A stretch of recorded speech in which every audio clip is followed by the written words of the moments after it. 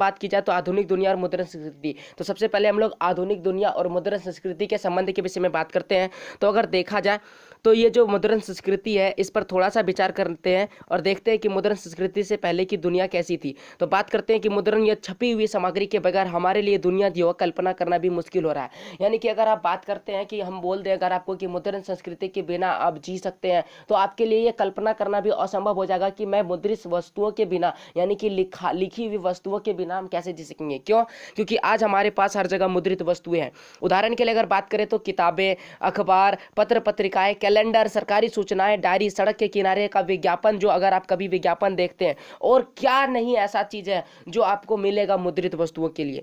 हम कभी कभार इस मुद्रित दुनिया को जो है अति आवश्यक मान लेते हैं, यानी कि हम लोग मान लेते हैं कि अब मुद्रित के बिना हम लोग नहीं जी सकते हैं। क्या इस छपाई के पहले भी एक दुनिया थी और वो दुनिया में लोग कैसे जीते थे, छपाई के पहले लोग कैसे जीते थे, ये भी हम लोग चर्चा करेंगे। फिर हम लोग देखेंगे परंतु इस छपाई ने इस इतिहास को जो है, ये जो छपाई के पहले लोग तो जीते थे लेकिन छपाई जैसे आया इन्होंने पूरी दुनिया को क्या कर दिया, एक नया आकार दे दिया, दुनिया को बदल डाला। तो क्या यह छपाई जो है, यह छपाई दुनिया में दुनिया के इस आधुनिक युग का नया आकार कैसे दे दिया, इस आकार को कैसे दिया, वो सारी बातें हम लोग इस चैप्टर में पढ़ने वाले हैं। तो सबसे पहले हम लोग देख लेते हैं कि इस अध्याय में हम लोग क्या क्या पढ़ने वाले हैं। तो वो बात अगर क्लियर हो जाएगा तो आपको समझने में आसानी होगी। तो बात किया जाए तो इस अध्याय में हम लोग सबसे पहले पढ़ेंगे शुरुआती छपी किताब, यानी कि सबसे पहले किताबें कैसे छपी जाती थी, सबसे पहले किताबें कहाँ छपी थी और उसके बाद वो किताबें कहाँ गई, ये पहला पॉइंट होगा। दूसरा, यूरोप में मुद्रण का आना, यानी कि यूरोप महादेश में वो मुद्रण संस्कृति कैसे आया, वो मुद्रित किताबें कैसे आई, वो बातें देखेंगे। फिर मुद्रण क्रांति और उसका असर, मुद्रण क्रांति के विषय में देखेंगे और फिर उसके असर को देखेंगे। और फिर लोगों में पढ़ने का जुनून कहाँ से आया, ये सारी बातें देखेंगे। और उसके बाद 19वीं सदी बहुत ही इंपॉर्टेंट पॉइंट आ जाता है कि 19वीं सदी में मुद्रण संस्कृति का क्या असर था। अब अगर बात की जाए तो भारत में मुद्रण संस्कृति, ये तो बाहर की बातें थी मुद्रण संस्कृति के विषय में। अब जो पॉइंट अगला पढ़ेंगे वो है भारत में मुद्रण संस्कृति कैसे आई, किसने लाए थे, और भारत में धार्मिक सुधार और सार्वजनिक बहसें कैसे हो रही थी। फिर प्रकाशन के नए रूप, प्रकाशन के अलग अलग देशों, विश्व के अनेक देशों में फिर भारत में कौन कौन से ऐसे प्रकाशन थे जिन्होंने बुक को या फिर जो मुद्रण संस्कृति को बढ़ावा दिया। और फिर हम लोग देखेंगे प्रिंट और प्रतिबंधों। फिर हम लोग लास्ट पॉइंट में देखेंगे प्रिंट पर कुछ प्रतिबंध भी लगे थे भारत में अंग्रेजों द्वारा, और विभिन्न देशों में भी कहीं प्रतिबंध लगाए गए थे, उसके विषय में हम लोग देखेंगे। लेकिन मुख्यतः हम लोग भारत के विषय में चर्चा करेंगे। तो ये था आपका इस चैप्टर का कुछ सिलेबस, और आज हम लोग पहले पॉइंट को पढ़ेंगे और पहले पॉइंट में देखेंगे हम लोग क्या पढ़ने वाले हैं। उम्मीद करेंगे समझ में आ रहा है। प्लीज़ अगर समझ में आ रहा तो वीडियो को लाइक कर दीजिएगा, और अगर ऐसे ही वीडियो के लिए हमारे चैनल को सब्सक्राइब करने नहीं भूलिएगा, और कमेंट में ज़रूर लिखिएगा सर बहुत अच्छा था, और कुछ भी अगर नया चाहते हैं तो ज़रूर बोलिएगा कमेंट में। तो इसमें हम लोग बात करेंगे कि किताबें दरअसल कहाँ से प्रारंभ हुई थी छपना, शुरुआती छपी किताबों का पहला पॉइंट है, और इसी में हम लोग ये बातें देखेंगे। और वो जापान तक कैसे पहुँचे थे, ये पहला पॉइंट है कि जापान तक कैसे पहुँचे थे। किताबों की छपाई सबसे पहले चाइना में प्रारंभ हुई थी, यानी कि चीन से प्रारंभ हो गई थी किताबों का छपाई। और उसने वहां पर चाइना में जो था हाथों से किताबें लिखी जाती थी, हाथों से किताबें लिखी जाती थी, वो भी बड़े पैमानों पर। और यानी कि जो अतीत था वो यानी कि जो किताबें था वो बनकर 1554 से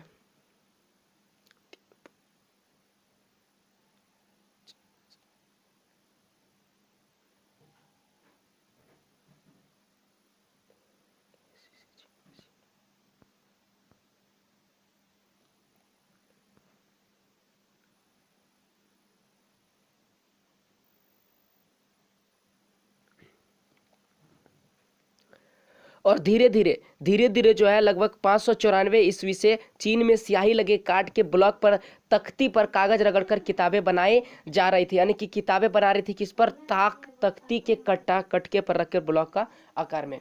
और अगर हम कागज की बात करें तो कागज की गुणवत्ता बहुत ही पतली होती थी। वहाँ पर कागज का प्रकार अगर बात की जाए, कागज कैसा होता था, तो कागज होता था बहुत ही पतला होता था, जिसके चलते होता क्या था, उसमें छोटे छोटे छिद्र भी होते थे, छोटे छोटे होल भी होते थे, जिसकी वजह से हम कागज के दोनों तरफ छपाई नहीं कर पाते थे, दोनों तरफ छपाई नहीं हो पाता था, क्योंकि कागज पतला और दोनों तरफ छिद्र होने के कारण छपाई नहीं हो पाता था। अगले देखते हैं। और इसी वजह से वहाँ की किताबें जो होती थी एक किनारे से मोड़ करके बनाई जाती थी, एक किनारे से मोड़कर, जिसे एकॉर्डियन शैली भी कहते थे, जिसके कारण वहाँ पर एक किनारे से जो किताबें मोड़कर बनाए थे इसी को एकॉर्डियन शैली कहते थे। तो ये था इतिहास जो किताबें छपी जाती थी, इसके विषय में हम लोग देखते हैं कि जापान में वो चीज़ कैसे आया, ये चीज़ समझ में आ गया। अब देखते हैं जापान में कैसे आया था। उस जमाने में किसी तरह किताबें छपी जाती थी, वो उसे कौन पढ़ता था? कहता है कि उस जमाने में जो किताबें छपी जाती थी उसको पढ़ता कौन था? तो चाइना में नौकरशाही राजतंत्र थे और सिविल सेवा परीक्षा नियुक्त, यानी कि चीन में नौकरों की भर्ती के लिए एक परीक्षा पास करना पड़ता था जिसे सिविल सेवा परीक्षा नियुक्त कहा जाता था। और वो वही नौकरशाही जो थे वो किताब को पढ़ते थे। और तो चाइना इन परीक्षा में बड़ी तादाद किताब, यानी कि इन परीक्षाओं के लिए जो किताबें होती थी उसको बहुत ज़्यादा मात्रा में छापने लगी और 16वीं सदी तक परीक्षा देने वालों की तादाद भी बहुत ज़्यादा बढ़ गई और लिहाजा छपी किताबों की मात्रा भी बहुत ज़्यादा अनुपात में बढ़ गई। यानी कि 16वीं शताब्दी के बाद जब मांग बढ़ गई तो किताबों का छापाना भी क्या हो गया था? बढ़ गया। तो क्या केवल विद्यार्थी ही किताब पढ़ते थे? यानी कि जो विद्यार्थी थे, चाहे जो सिविल परीक्षा दे रहे थे, वही किताबें पढ़ते थे? नहीं, ऐसा इसका जवाब नहीं, क्योंकि 17वीं शताब्दी तक पढ़ना एक दैनिक क्रियाकलाप बन गया था। यानी कि लोग रोज के दिनों में उनको पढ़ना चाहते थे। व्यापार अपने रोजमर्रा के कारोबार की जानकारी लेने के लिए मुद्रित सामग्री यानी किताबों का प्रयोग करने लगे थे। यानी कि जो व्यवसाय थे वो मुद्रित वस्तुओं का प्रयोग करते थे अपने हिसाब का लेख जोख करने के लिए। काल्पनिक किस्से, आत्मकथाएं, कविताएं, शास्त्रीय संगीत और नाटक आदि पर भी किताबें छापी जाने लगी थी, क्योंकि लोग इसे पढ़ना पसंद करने लगे थे।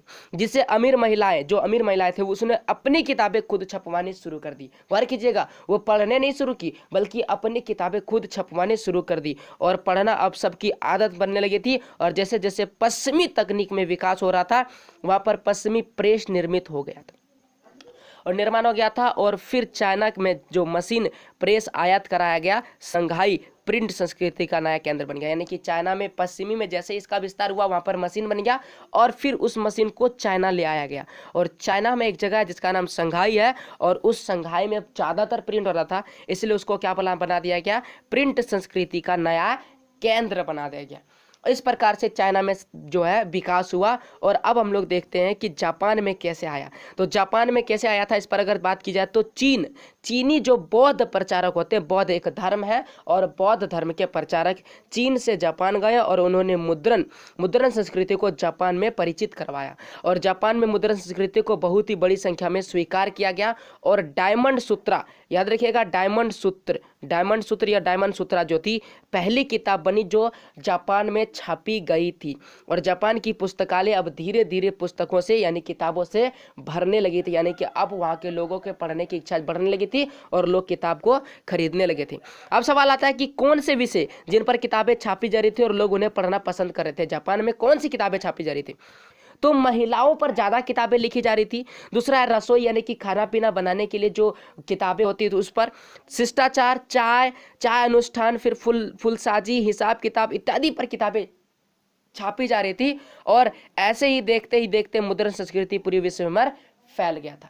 तो ये था जो मुद्रण संस्कृति कैसे आया और वो जापान से होते हुए पूरे विश्व में कैसे फैल गया था, ये हम लोग पार्ट 1 में देखे। अब अगर हम लोग पार्ट 2 की बात की जाए तो पार्ट 2 में हम लोग आगे की पॉइंट्स को देखेंगे जो आपकी किताब में लिखी गई है। तो अगर पार्ट 2 के पॉइंट्स की बात की जाए तो वो हम आप लोग देखेंगे यूरोप में मुद्रण का आना और मुद्रण संस्कृति पर उसका असर और पढ़ने का जुनून, ये सारी बातें हम लोग पार्ट 2 में बात करने वाले हैं। उम्मीद करेंगे आपको ये वीडियो पसंद आया है। अगर पसंद आया तो प्लीज़ लाइक कर दीजिए और पीडीएफ के लिए हमारे वेबसाइट www.abhiclasses.com पर जरूर विजिट कीजिएगा। अन्यथा आपको डिस्क्रिप्शन में पड़े हुए लिंक से आप जा सकते हैं, वहाँ पर आप आपको वहाँ पर जा सकते हैं। तो आज के लिए इतना ही। जय हिंद, जय भारत, वंदे मातरम।